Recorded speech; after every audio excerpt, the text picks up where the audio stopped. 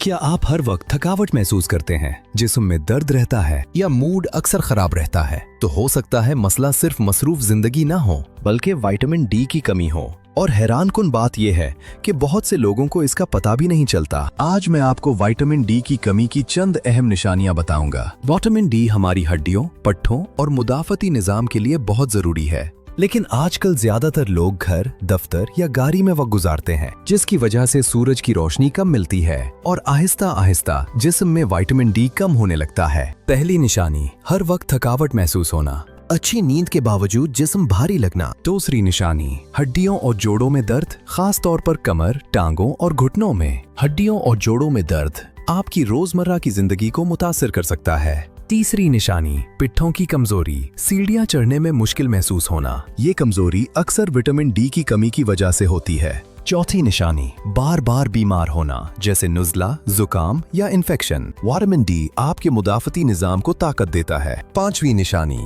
Mood खराब रहना, उदासी या चिड़चिड़ापन महसूस होना। ये ज़हनी हालत अक्सर जिस्मानी कमी का नतीजा होती है। छठी निशानी, बालों का ज्यादा झड़ना, खास तौर पर अगर कोई और वाज़े वजह ना हो। बालों की जड़ों की सेहत के लिए ये विटामिन बहुत जरूरी है। सातवीं निशानी, जख्मों का देर से भरना। ये भी विटामिन डी की कमी की एक अलामत हो सकती है। जिस्म की मुरम्मत का अमल विटामिन डी के बगैर सुस्त हो जाता है। अगर आप में ये अलामात मौजूद है तो घबराने की जरूरत नहीं। रोजाना कुछ वक्त सूरज की रोशनी में गुजारें। मुतवाज़िन ग़िज़ा खाएं, जिसमें मछली, अंडे और डेयरी शामिल हो। और अगर जरूरत हो तो डॉक्टर के मशवरे से विटामिन डी टेस्ट करवाएं, ताकि सही मिकदार का पता चल सके। अगर आपने इनमें से कोई अलामत महसूस की है तो कमेंट्स में जरूर बताएं। वीडियो पसंद आई हो तो लाइक करें और सेहत से मुताल्लिक मजीद मालूमात के लिए चैनल को सब्सक्राइब करना न भूलें। अपना ख्याल रखें। अल्लाह हाफिज।